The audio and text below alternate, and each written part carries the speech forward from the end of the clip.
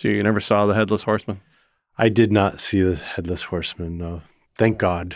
I'm not sure how I'd react if I saw a Headless Horseman, right? No.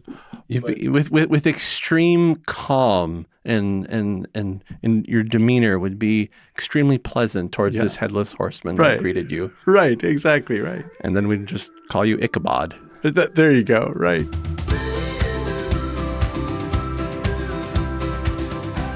Welcome back to the Table of Content, where we talk about all things We Are One Body Audio Theater. I am Albert Saenz, joined with the man in the hat, Michael Steele. Michael Steele, how are you? I'm doing well, Albert. How are you doing? Good. I am good, having a good day, ready to talk about another story from the Tall Tales Club. That's right. Yes. So which one do we have today? So today we're talking about episode 4, The Halloween Ghostwriter. So if you haven't heard the story, if you haven't listened to it, if somehow you didn't even know there were stories from the Tall Tales Club, pause our podcast, go to weareoneBodyAudiotheater.org, look on our programs listings, go to our YouTube channel for We Are One Body Audio Theater, go to any of the places that we exist and find the stories from the Tall Tales Club and listen to episode 4, The Halloween Ghostwriter, and then come back and you can keep listening. Because, as Michael Steele likes to say, there are spoilers ahead. And you don't even have to listen to them in order. You can listen to anyone that happens to pop up, right? Just if you want to do 2, 4, 3, 1, 5. There's no limit. You can even put it on a loop. You could listen to it. Well, no, we haven't done multi-language yet. I was gonna say it's like you could listen to it in Espanol. Right. Cuentos. That'll be down the road. Right. Yeah. Right. So we've got another excellent story from Joe Potts, the Halloween Ghostwriter. And this is Lady Jane's story. So we've had a chance to hear from some of the other members of the Tall Tales Club, and this is Lady Jane's story. Right. Finally, we hear Lady Jane. She seems to be the one with the sharpest wit and her sort of, I wouldn't call them snarky, but very astute and insightful comments that kind of put the storyteller on their best, right? But yeah, this is the Halloween Ghostwriter. And so the scene is set at the beginning of the story. It's autumn. They have the holidays on their mind. And so with autumn, I love how Joe describes the whole sort of pumpkin spice latte genre. He has this great line where they're sitting in the cafe, and he says the heavy aroma of pumpkin spice hung in the air like the aftermath of a fire at a pie filling factory that was extinguished with aftershave. And I just had this image of a bunch of firefighters showing up at a pie filling factory that's on fire with hoses, and they're just extinguishing it with, really pungent aftershave. I'm sorry. All I could think about, and I'm dating myself here, is Skin Bracer. Yes. Remember right. a little green bottle? Yes. It was like pure alcohol or something. Gosh, right? Burn your face off, right? My goodness. But doesn't that, it's just like, yes, what a great description. I loved it. Right. Yeah. No. Joe is able to sort of take the listeners and put them right where they need to be. You're like, oh yeah, I can imagine sitting down and smelling this, and like now I'm there. Mm-hmm. Right. That's it. That's our current sort of understanding of the pumpkin spice latte culture right there. Yeah. There's too much pumpkin in everything now. Yes. It used to be a lot easier, but now it's pumpkin everything. And I just want to go on record as saying, and then we'll keep moving. But I want to go on record as saying, you got to cut the pumpkin out. Yeah, right. It's a little much. Pumpkin spice antifreeze is going a little bit too far, I think I'll have a hot, steamy mug of pumpkin spice antifreeze. Do not drink antifreeze. Yeah, exactly. Don't do that. Right. Yummy. So we have Lady Jane's story. Yes. And if you follow along in the other stories, you learn that Lady Jane has a personal sort of passion about animals. Yes. And we're not really given any insight into where that comes from until this story. And we find out that her family was sort of one of those equestrian families raising horses, right? So since a young age, she was fully enveloped with animals. Right. And in this instance, we're going way back in Lady Jane's life to when she was much younger, and she takes a trip to New York State. Right. Tarrytown. Yes. And we'll talk about Tarrytown in a minute. And her father had basically a horse, an equestrianal transaction to take place up there. So she goes with her father and brings her cousin Melissa along. That's right. Yeah. And so she tells us about this dream that she has as well, about sort of this horse rider. And it comes and in her dream, he's beckoning and calling her, and it leaves her a little bit restless. There's questions. She doesn't quite know what to make of it.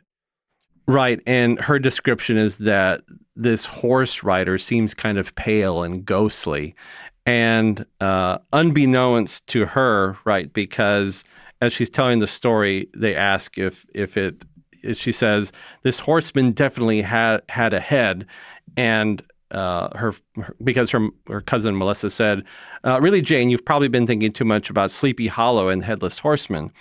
And the thing is that they are close to where the original story of Sleepy Hollow was written. Right. Washington Irving's Sleepy Hollow was written in Tarrytown, New York. And as a side, I studied for 6 years in White Plains, New York, which is about a 20-minute drive from Tarrytown.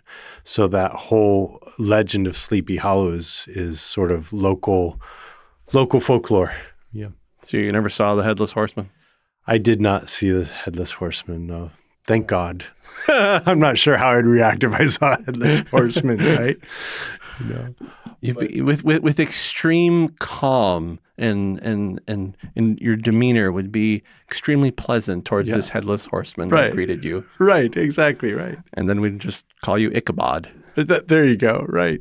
Well, it's interesting, though, how the imagination plays tricks on us, and talks about this in the story. But I remember one hike I was on toward dusk, and every tree stump became a bear, and it's just like, I can see how you can get spooked. Anyways. Yeah. It doesn't take much of a seed to suddenly let the mind go about. Yeah, and the imagination takes off.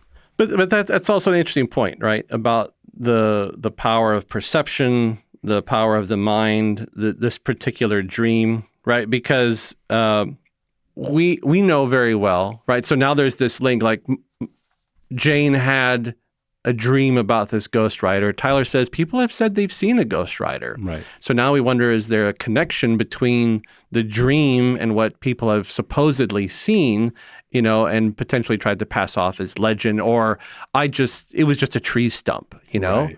Because the brain is trying to work through it. Yes. But what we know as Christians is that God has worked many times through dreams. Yes, right. I mean, from Abraham to Joseph. Yes, right. Yeah.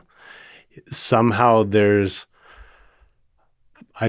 maybe a state that we enter into when we dream that's a little bit more open to the beyond, if you will, the transcendent, and maybe God can, in certain souls, work more directly. Or communicate more directly. Certainly, I'm thinking of St. Joseph himself, who wasn't sure what to do with respect to his betrothed, and received guidance through dreams. Yeah. Right. Also, not to dismiss or lessen Joseph from the Old Testament, and his interpretation of dreams. Oh, right. Yes. Right. Another good Joseph linked to dreams. Right. We're not going to talk about Joseph and his amazing Technicolor Dreamcoat. That's right. We'll refrain. We'll refrain from having that conversation. But dreams are powerful. Yeah. Dreams can be very telling. Yes, they can be literally a nightmare to many of us. Being a father, I have learned about the effect of nightmares. Right. But also know the goodness of a good dream. Yes. And something that is memorable, something that is not weird, that's not scary, but just, that was a good dream. Yeah. Right.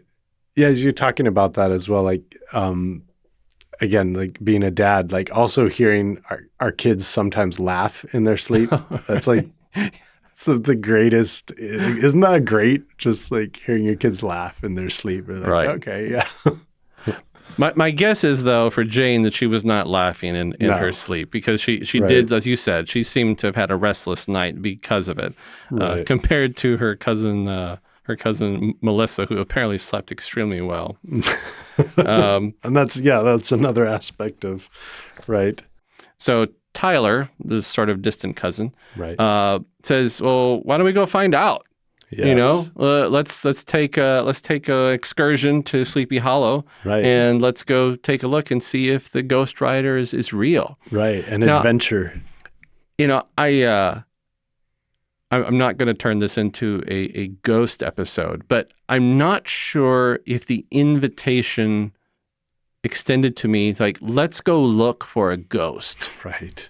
If I would be, yeah, sure. I don't think I would be. I think I'd be like, that's a place I really don't want to get into. Yeah. I would prefer not to. Right. But Same here. but young people and sort of their sense of adventure, well, more power to them. Right. You could bring some holy water or something. Yeah. Yeah. I'm gonna holy water and a crucifix. Exactly. I'm ready, and that'll be what I go out with. Mm-hmm. But again, I have no inclination or desire to want to go look for a ghost. Yeah, same here. Right.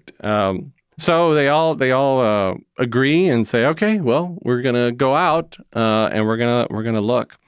So that's what they do. They go out and they bring their one of the trusty dogs with them. Yes, Seabiscuit, right? That's great. Which is like, it's so funny. Seabiscuit is a reference to a racehorse. Right, and they say that in the story. They said Seabiscuit is a horse's name, and Tyler's like, well, here it's a dog's name. Right, yeah, right. So great. Yeah, they said, Tyler says, great, I'll organize everything, even some snacks and Halloween treats for us later. Right. So this took place on Halloween. Yeah. So to add to the element of spookiness. Mm-hmm. Mm-hmm. So they go out, and all of the typical scary things are going on. It's dark, Yes. it's cold, the Right. wind is blowing. Right. It's just setting the stage Yes. for something to happen. Yes, their imaginations are beginning to... The mind is working. The Yes. mind is moving. The mind is preparing for whatever. For the unexpected. Yes, right. And they continue, and then they hear the sounds. Yes. And what they say are like drums. Drums. Yes. Now, I got to say, if I heard what sounded like drums, I think that would be enough to sort of start to make my heart race, because what we find out is it's horse hooves. And like, okay, they're in an equestrian country right now. Like as far as New York, there's like, Right. I expect there to be horses. Like, oh, that's a Right. horse. If someone had said, oh, I hear horse hooves. Oh, okay. Now, yes, they're out at night looking for the Ghost Rider, but still, they said it sounds like drums. So if I'm out somewhere in the middle of the night and I start hearing drums, dum, dum, dum, dum, dum, I'm like, Yes, right. is the marching band practicing? Is there a parade? Yeah. It's amazing as well, like at night, how sound carries is somehow, it seems, or maybe it's just because of the absence of light. But I was just thinking as you were talking, a couple weekends ago, we were camping out in mid-state Pennsylvania, and someone rode their horse on the road next to where we had pitched our tent, and we could hear them coming from a long way out, the clip, clop, clip, clop, clip, clop, clip, clop, clip, clop. And we were like, oh, wow. So anyways, just color commentary. Sure, sure. So the noise is growing, and everyone's sort of getting on edge. Mm-hmm. You're trying to stay calm. Jane's telling Melissa, let's not jump to conclusions. Melissa's starting to get kind of freaked out. Yes. And then they see it. They see the rider coming. Right. It's a horseman. It's a horseman, and they say that it's dressed in colonial times. Yes. So we're starting to get these little nods. Yes. And then they also describe that it's glowing, right? So the Ghost Rider is coming. Right. And they ask the all-important question, is it headless? Right. And it's not. It's not. So it's not headless. It's not Sleepy Hollow. There's no Ichabod Crane. But I thought you were going to say something from like Scooby-Doo. Mr. Johnson? You and you meddling kids. Exactly. And I would have gotten away with it too. But Jane confirms this is just like her dream, right? And what did we talk about? We talked about how God worked through dreams, right? Right. And for all we know, and as we continue the story, you're gonna kind of see this. For all we know, right? God is working through Jane through a dream, potentially, because there's a good outcome. There's a good outcome here. So, but right now, in this moment, for Jane, for Tyler, Melissa, they are confronted with a ghost. Yeah. And again, I don't know how I would react, but Melissa ends up just going completely out. She just passes out from the excitement of it all. Along the way, as we go back and forth between the story and the club, of course, there's the normal doubt from the club members. Yes, right. But it's a ghost story, right? I mean, it's hard. Most people, I think, don't want to believe in ghosts. Right. Yeah, exactly. It's a difficult reality, right? And aside from the question of whether or not ghosts exist, right? There is that idea of, well, perhaps there is an element of the human spirit that remains if there's an injustice or something that is not resolved in that person's earthly life that needs resolution. Right. So. Right. All right. So they are now faced with the Ghost Rider. Melissa has passed out, and now the Ghost Rider is still beckoning, seems to want something, and Jane can feel it. Yes. And Jane is like, I have to go. And Tyler's saying, no, like, don't go. And it's like, I'm sorry, I need to go. She says, I've got to go, Ty. I'm not afraid. I'll stay at a distance from him, right? So something is giving her strength and courage, right? In the face of a ghost. Yes. Right? Right. And it reminds me of, the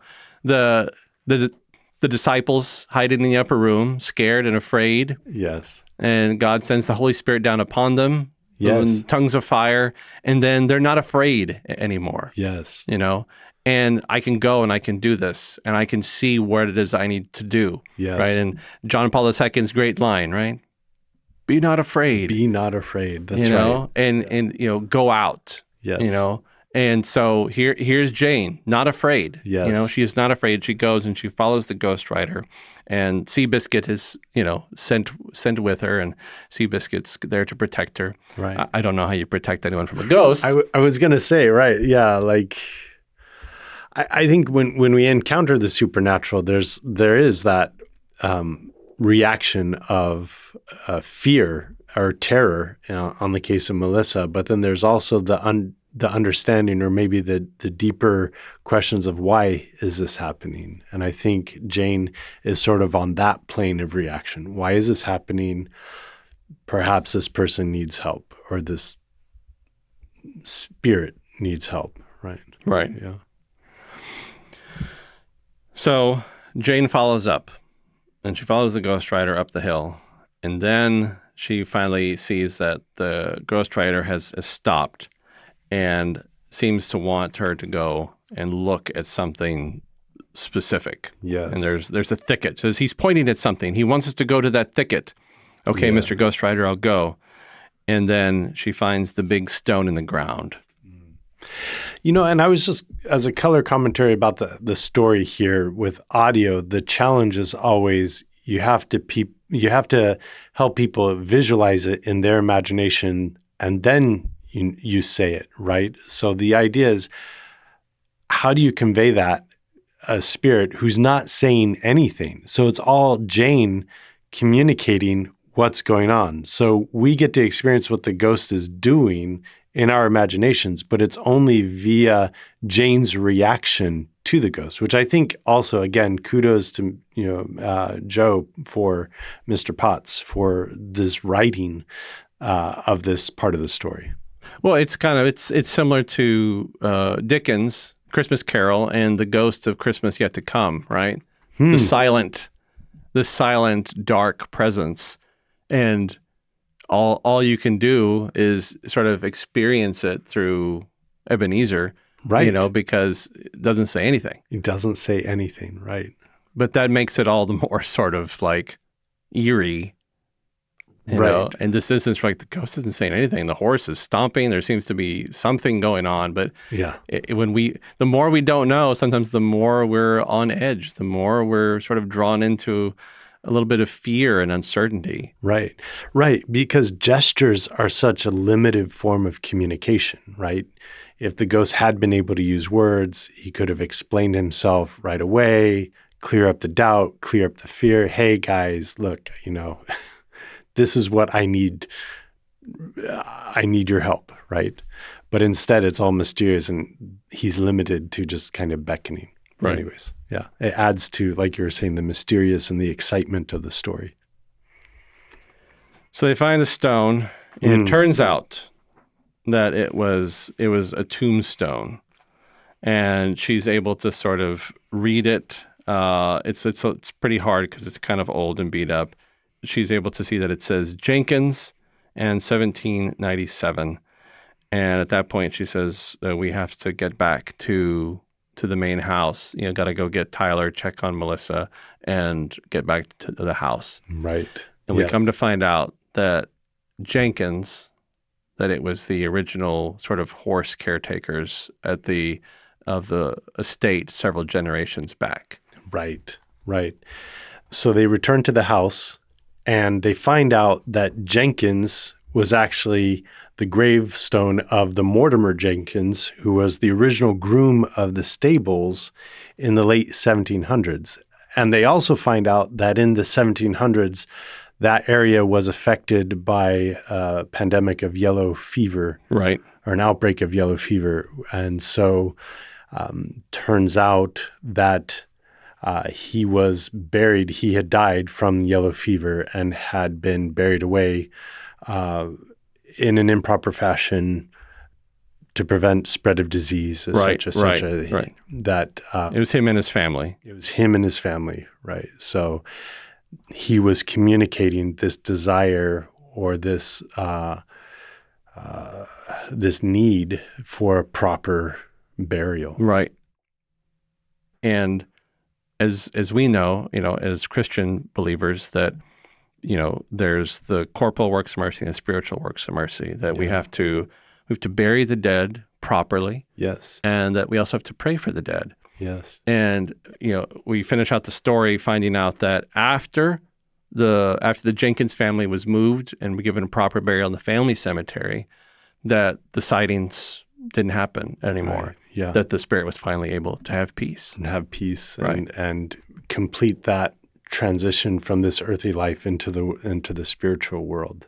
And I just think that sometimes I think take death sort of like for granted. It's like, well, someone dies and you get a funeral home involved and there's a procession and someone says some prayers and they get buried and that's it, right? I mean, but not understanding actually the importance of of burying the dead. If you look in Scripture, you see how the dead were treated when it was appropriate. They were wrapped in linens. There was Yes. oils. There was flowers. There was, I Right. mean, the Prayers. prayers. The Yes. bodies weren't just like, all right, well, put them in a hole. Yeah. You know, Right. there was care Right. given to them, right? Like this goes all the way back. Yeah. This concept of giving proper care to the dead Yes. is not something new, but I No. think it's something that, again, that we don't think about too much and how important it is. Right. Interestingly enough, I heard a story, and this is firsthand account, right? So it's not a Tall Tales Club. I heard it during a retreat offered by a priest. His community had bought a new retreat center, which had been a convent of religious sisters. And they were getting reports and feedback from retreatants that the kitchen staff was working in the middle of the night. They were making too much noise in the middle of the night. People were hearing voices as they were walking down the hallway. And this priest who was giving the retreat himself said one day he was in the chapel and saw a nun enter the chapel, go into a confessional, and he thought to himself, what is she doing? Like, there's no confessions at this time. He goes to the confessional and no one is there. He gets the idea, an inspiration, again, what do they need from me, right? To celebrate a mass for the repose of the souls in purgatory. So he celebrates a mass for the repose of the souls in purgatory, and all such happenings cease after that moment. Again, kind of like following the lines of the story, there was some kind of spiritual injustice or some kind of spiritual reconciliation, or that's not the word I'm looking for. There's some kind of spiritual recompense that needed to happen, that happened through the most holy sacrifice of the Mass. So, yeah, my own little tall tale. We have to take care of the dead. Yes, that's right. We do. Well, once again, I've said it the last several episodes, but Joe has again given us another sort of excellent story to ponder and to think about. Not just, it's entertaining, but also a lot to consider in our own lives. And, will God talk to us in a dream? Have we prayed for the dead? Have we given consideration to the dead? Yeah. Right. Because I'm sure in our lives, either we have experienced our own like funerals that we've gone to for, family or loved ones. There's probably more funerals to come. Like death is the thing that we can't escape, right? But death should also not be something that we fear. No. It's a time of transition, but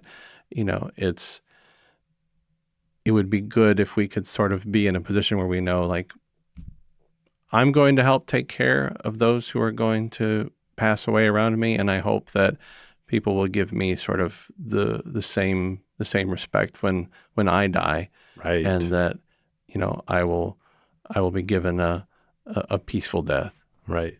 Yeah, and that growing awareness that time is short, so let's do good, as much good as we can, right, for the other. I like how Joe ends with the narrator's questions. He says, "And what do you think, dear listener? Do we take Lady Jane's story at face value, or was she merely having some fun on a dull day, or are the dearly departed sometimes able to communicate across the gulf that separates us?" Those are great questions. Yeah, there are good things to ponder, but again, hopefully in a way that we don't sort of just lightly dismiss those who have gone before us. Right? There's a reason that every November we have the opportunity to pray for the souls of those who have gone before us, and the souls that are in purgatory. Yeah. So, he said, may we just sort of, may we respect the dead in our own lives. because they sort of need us still. Yeah. So even Right. though they've died, their souls still need our own intervention. Right. Yes, they do. The Catholic understanding of purgatory is that their souls are in a state of grace, but their love still needs to be purified. Or Right. as someone explained it to me, God's a white hot furnace of love, and if we die in friendship with God, but our love is not white hot, we need to be heated up. I like that image, right? But the souls in purgatory can't do that for themselves. They depend on our prayers, and we can help them. That's why it's called the spiritual work of mercy, to pray for the living Right. and the dead. Right. So, Well, we give our thanks to Joe Potts for another great story. Thanks, Joe. thank you, Joe. And we thank you, dear listeners, as always, for tuning in to the Table of Content. We hope that you continue to tune in. We hope that you will invite others to tune in, and that you will listen to Stories from the Tall Tales Club, Episode 4, The Halloween Ghost Rider, along with all the other stories that are available to you at our website, our YouTube channel. Find us on Facebook. We are everywhere. That's just right. about. That's right. Pull up a chair. Stay a while. Thanks for joining us at the Table of Content. Very good. So thanks, Michael, for another great episode.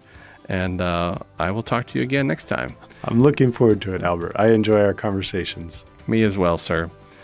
And to listeners, we'll talk to you next time. Until then, be good, stay safe, peace.